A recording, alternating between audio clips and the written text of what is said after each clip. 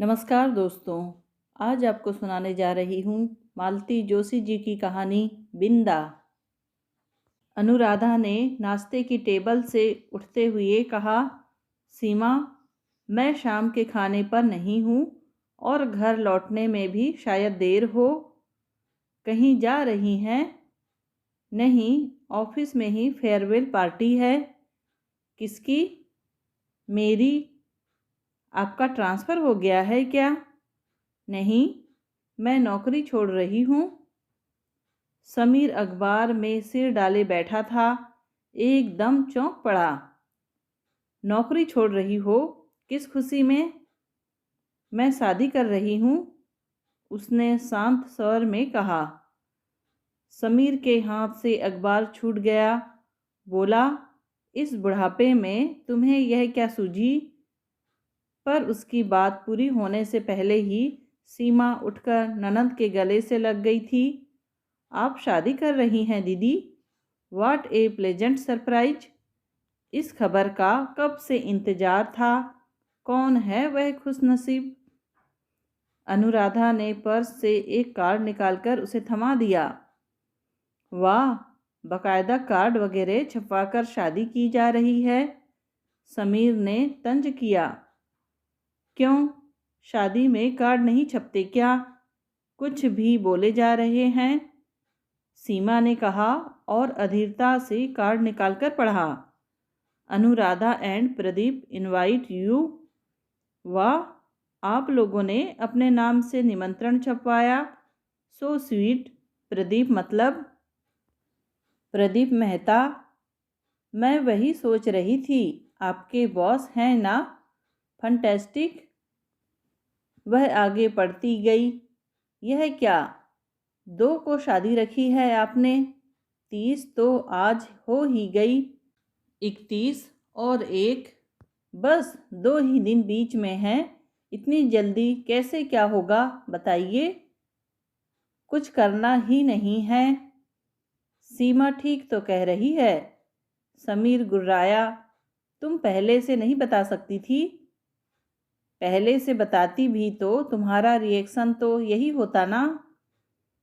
उनकी बात पर ध्यान मत दीजिए दीदी। मुझे यह बताइए कि सीमा, मैंने कहा ना कि कुछ नहीं करना है।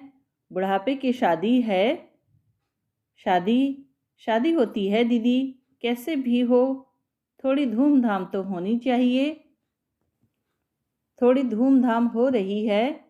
मेरी कलीग है ना पूनम, रविवार को उसने संगीत और मेहंदी का कार्यक्रम रखा है। बाद में डिनर भी होगा। तुम और शमा जरूर आना। आना मतलब? मैं इतवार की सुबह ही पूनम के यहाँ शिफ्ट हो जाऊंगी। दूसरे दिन वहीं से मंदिर जाऊंगी। मंदिर क्यों? शादी आर्य समाज मंदिर में होगी ना। कार्ड में वह नहीं लिखा है, पर तुम लोगों को आना है, शादी में भी और रिसेप्शन में भी। अच्छा, मैं चलूं? देर हो रही है। आज नौकरी का आखिरी दिन है, अपना रिकॉर्ड खराब करना नहीं चाहती। सीमा बंद दरवाजे की तरफ कुछ देर अपलक देखती रही, फिर एकदम पति पर बरस पड़ी। यह तो साफ नजर आ रहा था कि आपको खुशी नहीं हुई है, पर आदमी दिखावा तो कर सकता है। क्या जरूरत थी? मेरे हिस्से की खुशी भी तो तुमने जाहिर कर दी। वाह, क्या गदगद हुई जा रही थी। खुशी की बात हो तो लोग खुश होते ही हैं। सब लोग आप जैसे नहीं होते। उस बुढ़ऊ से शादी कर रही है, उसमें कौन सी खुशी की बात है? पता है, उसके कॉलेज गोइंग बेटे हैं 2। दीदी की अगर समय से शादी हो गई होती तो उनके भी इतने बड़े बच्चे होते। हमारा सौनक ही अगले वर्ष कॉलेज में होगा। दीदी के बच्चे तो उससे बड़े ही होते ना। जो कुछ भी हो, इतने दिनों बाद उनके जीवन में एक सुख की बयार आई है। आप उन्हें बधाई नहीं दे सकते? उल्टे ताना मारते रहे, उल्टी सीधी बातें करते रहे। मुझे इतनी शर्म आ रही थी, क्या बताऊं। मैडम, ये जो तुम बयार वगैरह कह रही हो ना, आंधी है आंधी, तुम्हारे सारे सपनों को उड़ाकर ले जाएगी। कौन से सपने? यही कि बेटी को डॉक्टर बनाऊंगी, उसके लिए डॉक्टर दूल्हा लाऊंगी, बेटे को इंजीनियर बनाऊंगी, उसे अमेरिका भेजूंगी, सारे अरमान धरे रह जाएंगे। देखिए, मैंने जो भी सपने देखे थे अपने पति के भरोसे देखे थे, दीदी के भरोसे नहीं। अब अगर मेरे पति की हैसियत नहीं है तो ना सही, ज़रूरी थोड़े ही है कि दुनिया का हर बच्चा डॉक्टर इंजीनियर बने। फिर मेरे पास एक विकल्प और भी है। आपके यहाँ तो परंपरा है कि बहनें भाई को पढ़ाती हैं, समा 12वीं के बाद कोई जॉब कर लेगी। हाँ, आपके घर की दूसरी परंपरा मैं नहीं निभाऊंगी। मैं अपनी बेटी को अनब्याही नहीं रखूंगी। सौनक की जाब लगते ही उसकी शादी कर दूंगी। अब ताना कौन मार रहा है? मैं ताना नहीं दे रही, हकीकत बयान कर रही हूँ। मुझे आप लोगों पर आश्चर्य होता है, सबसे ज़्यादा माँ जी पर। माँ ने क्या किया? बेटियों की चिंता सबसे ज़्यादा माँ को ही होती है, पर माँ जी कितनी कूल थी। हम लोगों की शादी हुई तब दीदी मुश्किल से 30-32 की रही होगी, पर माँ जी हमेशा कहती, अब इस उम्र में वह क्या शादी करेगी। दरअसल माँ बहुत इनसिक्योर फील कर रही थी। क्यों? दादा भाई पढ़ लिख कर अमेरिका चले गए। एक बार बस शादी करने भर को आए थे, उसके बाद घर का मुंह नहीं देखा। कभी भारत आते भी हैं तो ससुराल में दर्शन देकर लौट जाते हैं। माँ को डर लगा रहता कि कहीं यह भी चला गया तो मेरा क्या होगा, मैं किसके पास रहूँगी। पर आप तो कहीं जाने वाले नहीं थे, तो आप ही पहल करते, दीदी की शादी करवाते। शादी कोई मजाक है? बोरी भर रुपया लगता है उसमें। बड़े वहाँ ऐश कर रहे हैं, मैं अकेला बलि का बकरा क्यों बनूं? बलि का बकरा तो बेचारी दीदी बनी हैं। अपने स्वार्थ के लिए आप सबने उनके सपने गिरवी रख दिए थे। अब जब वो उठाने जा रही हैं तो आपको आग लग रही है। इतने स्वार्थी लोग मैंने कभी नहीं देखे। क्या स्वार्थ देखा तुमने मेरा? आपको एक परमानेंट कमाऊ मेंबर मिल गया था, उसके भरोसे आप अपने बिजनेस का खेल खेलते रहे। कभी मार्क्स सको, कभी पूना। गृहस्थी ऐसे नहीं चलती। सच बताऊं, मुझे यह घर, यह गृहस्थी कभी अपनी लगी है नहीं। इस घर की हर चीज़ दीदी के पैसों से, दीदी की पसंद से है। फिर चाहे वो टीवी हो, फ्रिज हो, गोदरेज अलमारी हो, सोफा सेट हो, दरवाज़ों के पर्दे तक दीदी लाती हैं। तो क्या हुआ, यह घर दीदी का भी तो है। मुझे लगता है जैसे मैं उधार की गृहस्थी चला रही हूँ। यहीं तक बात होती तब भी गनीमत थी। आप बच्चों को भी उनके पीछे लगा देते हो। छोटे थे तब तक ठीक था, खिलौने और टॉफ़ी से बात बन जाती थी। पर अब बच्चे बड़े हो गए हैं, उनकी ज़रूरतें बढ़ गई हैं। हर बात के लिए बुआ का मुंह देखना अब उन्हें अच्छा नहीं लगता। वे संकोच करते हैं तो आप कह देते हैं, दीदी ज़रा देख लेना इन लोगों को क्या चाहिए। पिछले महीने की बात है, सौनक को ब्लेजर चाहिए था। उसने आपसे कहा, आपने उसकी फरमाइश दीदी तक पहुंचा दी। इस पर बेटे ने क्या कहा जानते हैं? क्या कहा? वह बोला कि आप लोगों ने हम दोनों को बुआ के भरोसे पैदा किया है। क्या? उस नालायक की यह मजाल! मैंने भी गुस्से में आकर उसे तड़ से एक चांटा जड़ दिया था। बाद में दिन भर रोती रही थी मैं। बच्चे ने कुछ गलत तो नहीं कहा था। बच्चे के दिमाग में यह फितूर आता कहाँ से है? इसे आप नहीं समझेंगे। खैर चलूं अब रसोई देखूं। आपकी तो सारी भूख प्यास आज गायब हो गई होगी। पर बच्चे बेचारे स्कूल से भूखे प्यासे लौटेंगे। ठीक 1:30 बजे दोनों बच्चे घर में दाखिल हुए। आते ही घर में हंगामा शुरू हो गया। रोज की तरह उन्होंने बस्ते और जूते इधर उधर फेंके। फिर सीमा ने डांट लगाते हुए खुद ही उठाए। यूनिफॉर्म बदलने के लिए भी 10 बार कहा गया, तब बदले गए। फिर मुंह हाथ धोने के लिए एक बार और डांट लगानी पड़ी। सब लोग खाने की मेज पर आकर बैठे, तब जाकर शांति स्थापित हुई। मम्मी, आज त्योहार है कोई? समा ने पूछा। आपने हलवा बनाया है? आज बहुत बड़ा त्योहार है बेटा। कौन सा? बुआ की शादी हो रही है।